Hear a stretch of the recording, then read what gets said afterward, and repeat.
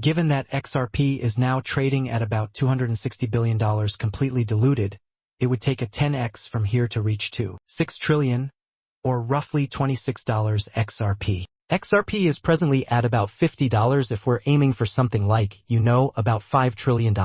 Once more, when we consider this, it doesn't seem all that absurd because, once more, the market capitalization is just about $5 trillion and the price of XRP would be more than $50. It doesn't sound weird to me, which is why I say that and attempt to put it in context. To a lot of people, they assume, well, that's over a $5 trillion market cap. No way in hell that occurs. However, consider the markets that we are now focusing on. Hundreds of trillions of dollars are paid by cross-border. The daily value of the FX market is $7. 5 trillion, over $600 trillion in derivatives. This technology is truly aimed at and even incorporated into ridiculous sums of money that are out there. XRP is part of a DT connector platform that was recently announced by the DTCC. Additionally, this business moves $3 quadrillion annually. Did I say it again?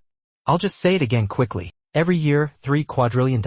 For this reason, I try to argue that $5 trillion for technology is not all that absurd, particularly if the technology is as effective as the XRP ledger. As far as we know, Ripple is now incorporating USD into its payments system. In early April, they made this announcement. First of all, we already know the size of the Ripple network, which makes this highly intriguing. Already, major institutional players have tapped in, targeting the cross-border payments industry through many of the institutional players that Ripple has already tapped in. This is where we begin to see Roust getting incorporated within, the cross-border payments market. Furthermore, many individuals believe that this is good for Roust. We are aware that Ripple intends to introduce more stable coins and that there will be alternatives to USD's stable currency. The significance of XRP suddenly becomes apparent when considering the possibility of Roust and all these other stable coins being a reality. What does it mean to be a bridge currency that is neutral between all of these other stable, fiat-based coins? However, the focus here is on cross-border payments. We consider what the World Bank recently said while considering that, correct? This dates back to April. For this, a huge thank you to Subjective Viewpoints. For cross-border payments, liquidity provision, and interoperability between stable coins, CBDC, and other digital assets, the World Bank need a quick and affordable bridge currency. It would facilitate smooth conversions which would enhance these assets. Any suggestions?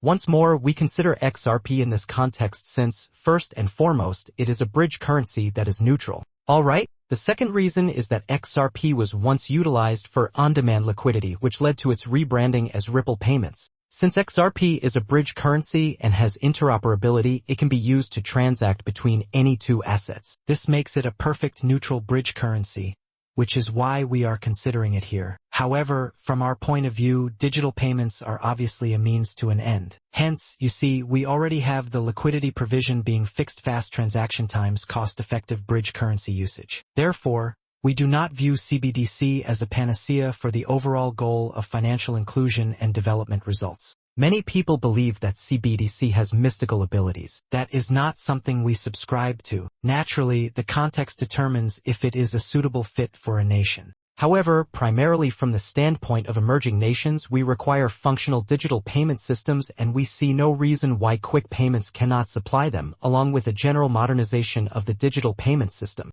But whether it's competition or not, I believe it's important to watch how everything develops. One must, in my opinion, realize that there might be room for everyone and that there may be various use cases or contexts. However, concentrating on the development requirements of developing countries, we believe that having a reliable, quick payment system should be the primary priority. Naturally, though, keeping in mind all the recent advancements. How do you prepare for that future by future-proofing your investment?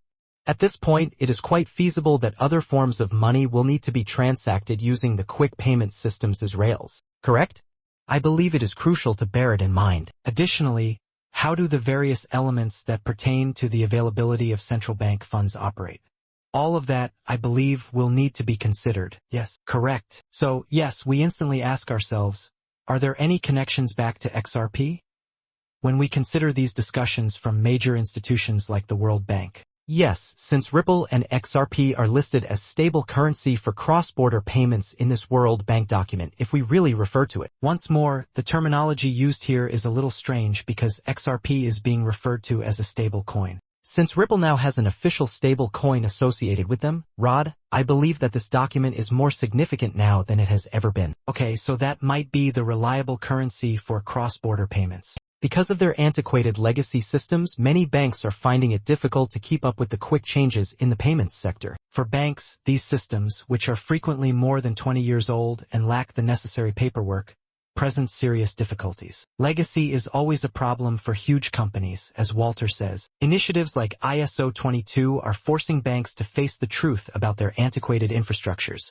Yet despite the challenges, some bank employees continue to argue, "My system is working well. There's no need to change it now." Banks have to decide whether to upgrade to contemporary infrastructure that can meet the needs of the current financial environment or to keep patching these outdated systems. It is no accident that ISO 222 arrived at the same time as real-time transactions in DT. This transition to a completely digital banking system is well coordinated. With ISO 2022 messaging, DT is facilitating real-time value transfer for the first time, allowing for the transparent and effective transfer of value across networks. For banks to stay competitive, this change is becoming essential. Banks can't keep using antiquated systems. To satisfy ISO 22 requirements and maintain compliance with changing legislation, they must update and implement DOT. This change offers investors a special chance. Platforms that support ISO 222 and DT will be the foundation of the financial services industry's future,